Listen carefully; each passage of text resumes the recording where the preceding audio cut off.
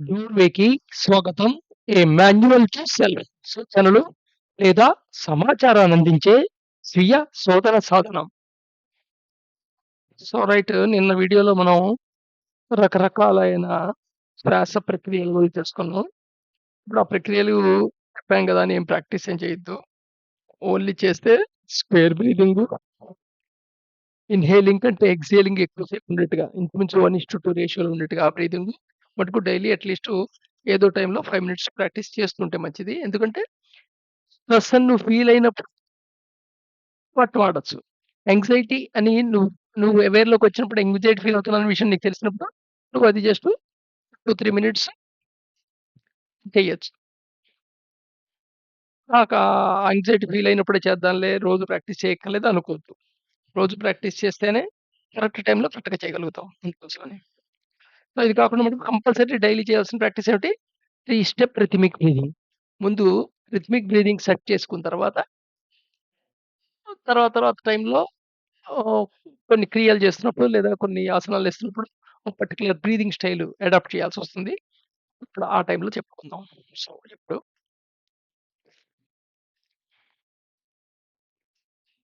Food గురించయింది, breathing గురించయింది. ఇక most ఇంపార్టెంట్‌ది that is the sleeping.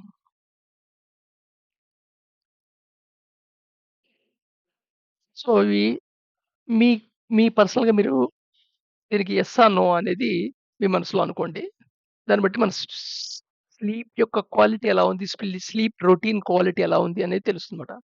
You fall asleep in no more than 30 minutes.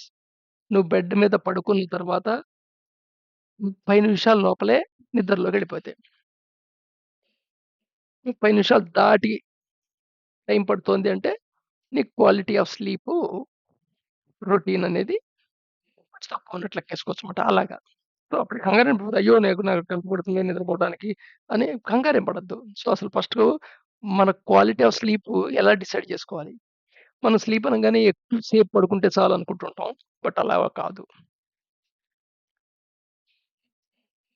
You spend at least 85% of your sleeping time in your bed. Total sleeping టైమ్‌లో 85% bed మీద spend అయ్యుండాలి. Next, you wake up only once per night at all. ఒక మొత్తం ఒక night నిద్రపోయే టైంలో ఒక్కసారి మెలుకు రావటం అనేది ఇట్స్ ఓకే. ఒకసారి కూడా మెలుకు రాకపోయినా మంచిదే. బట్ ఒకసారి మెలుకు రావటం దాకా ఇట్స్ ఓకే. అది ఓకే అనుకోవచ్చు. చాలా అవసరం అయితే ఏమైనా టాయిలెట్‌కి అవసరం వచ్చినా అలాగా. కానీ ఫ్రీక్వెంట్‌గా మెలుకొస్తోంది అంటే 2, 3 టైమ్స్ అలా మెలుకొస్తుందంటే నీకు క్వాలిటీ ఆఫ్ స్లీపింగ్ అనేది సరిగ్గా లేదని అర్థం. క్వాలిటీగా స్లీప్ లేదని అర్థం. If you wake up in the middle of the night, you are sleep again in no more than 20 minutes. So, ఒకవేళ రాత్రి ఒకసారి మెలుకువొచ్చినప్పటికి మళ్ళా వితిన్ 20 మినిట్స్ నీవు మళ్ళా వెళ్తున్నావంటే క్వాలిటీ స్లీప్ ఉన్నట్టే లెక్కేసుకోవచ్చు. సో, ఫస్ట్ క్వాలిటీ స్లీప్ గురించి ఇదనమాట ఇంపార్టెంట్. ఇంకా చాలా పారామీటర్స్ ఉన్నాయనుకోండి. టోటల్ స్లీప్ టైమ్‌లో ర్యామ్ పీరియడ్ ఎంతుంది? ఆహ్, స్లీప్ ఎలా ఉంది? డీప్ స్లీప్ ఎలా ఉంది? సో, వీటి రేషియో ఎలా ఉంది? సో, ఇవి కూడా క్వాలిటీ చెప్తుంటాయి. సో, పోను పోను ఇంకా డీటెయిల్‌గా తెలుసుకుంటాం. అయితే అందరికి ఎంత సేపు పడుకోవాలి అనేది. How much we sleep and how much we sleep. మనం ఖచ్చితంగా అందరూ పడుకోవాలనేది వాస్తవం. ఎందుకంటే అదొక బాడీ మెయింటెనెన్స్ ప్రక్రియ. కేవలం రిలాక్సేషనే కాదు, ఆ టైంని బాడీ మెయింటెనెన్స్ వర్క్ జరుగుతుంది. ఏవైతే పాడైపోయిన టిష్యూస్, సెల్స్ ఉన్నాయో వాటన్నిటిని డెబ్రిస్‌ని రిమూవ్ చేయటం, వాటి స్థానంలో కొత్తవి ఇనిషియేట్ చేయటం, రీఆర్గనైజ్ చేయటం, అలాగే మైండ్‌లో మెమరీని రీఆర్గనైజ్ చేసుకోవటం. ఆ! స్పిండ్లింగ్ అంటారు దీన్ని.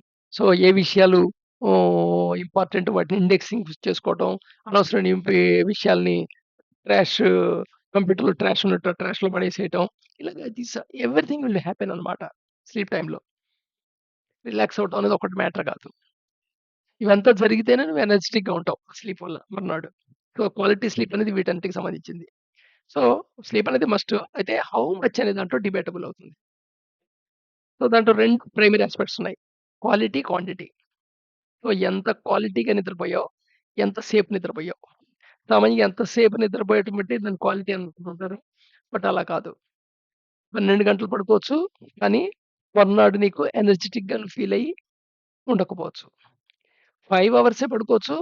మొన్నాడు డే అంతా ఫుల్ స్వింగ్‌లో ఉండొచ్చు. మంచి ఎనర్జిటిక్ పొజిషన్‌లో ఉండొచ్చు. ఇది మనకు ఆల్రెడీ అనుభవం అయ్యే ఉంటుంది అప్పుడిప్పుడు. సో, మెయిన్‌గా అంటే ఫిజికల్ రికవరీ ఇంపార్టెంట్. ఫిజికల్ రికవరీలో రిలాక్స్ అవుతుంది. మళ్ళా మజిల్స్ మొత్తం అన్ని రిలాక్స్ అయ్యి మళ్ళా నెక్స్ట్ యాక్టివిటీకి రెడీ అవుతాయి. అలాగే మెంటల్ రికవరీ కూడా జరుగుతుంటుంది. విధంగా రీఆర్గనైజింగ్ ఆఫ్ అవర్ ఫైల్స్ నడుస్తుంటుంది. ఈ రీఆర్గనైజేషన్ ఆఫ్ ఫైల్‌లోనే అప్పుడప్పుడు ఆ విషయాలు ర్యాండమ్‌గా మిక్స్ అయ్యి వాటి పరిష్కారం చూపించినట్టుగా కలలు కూడా వస్తుంటాయి.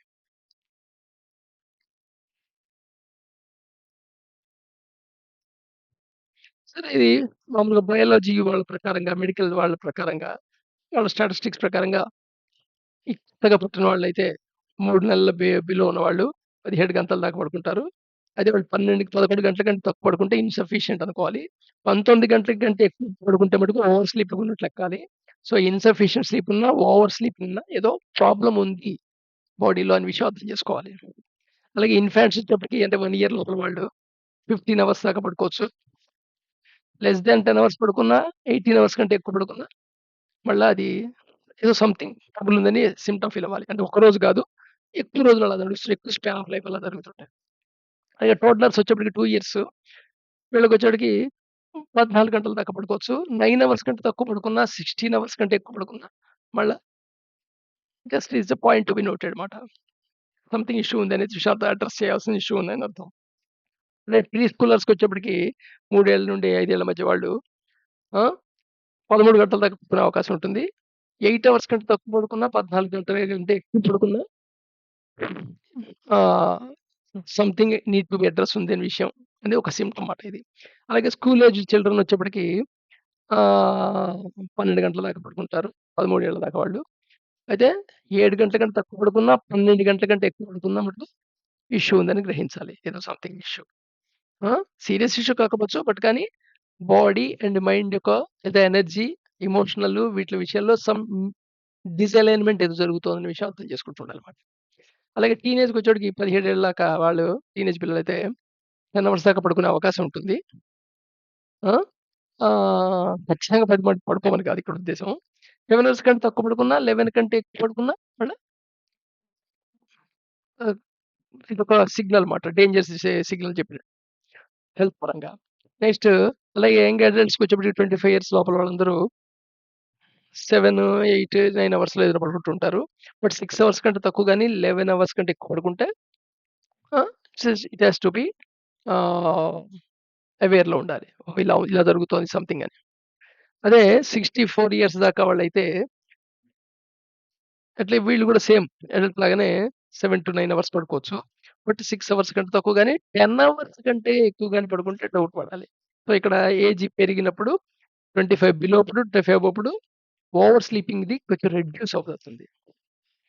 అదే 65 ఇయర్స్ నుంచి సీనియర్స్ వాళ్ళు 7, 9 అవర్స్ పడుకునే ఛాన్స్ ఉండదు. 8 అవర్స్ పడుకునే ఛాన్స్ ఉంటుంది. 5 అవర్స్ కంటే తక్కువ పడుకున్నా ఇన్‌సఫిషియంట్. 9 అవర్స్ కంటే ఎక్కువ పడుకుంటే ఓవర్ స్లీపింగ్ అయినట్టు. ఇది కూడా అడ్రెస్ చేయాలి టోటల్. ఇది మెడికల్ పరంగా ఇది. బట్ యాక్చువల్‌గా ఇది ఓన్లీ క్వాలిటీ ఆఫ్ స్లీపింగ్ గురించి సింప్టమ్ చెప్పడం అన్నమాట. యాహ్! ఇది ఓకేనా? సఫిషియంటా? కాదా? అనేది. సో, ఇక్కడ నుండి రేపు చూసుకుందాం.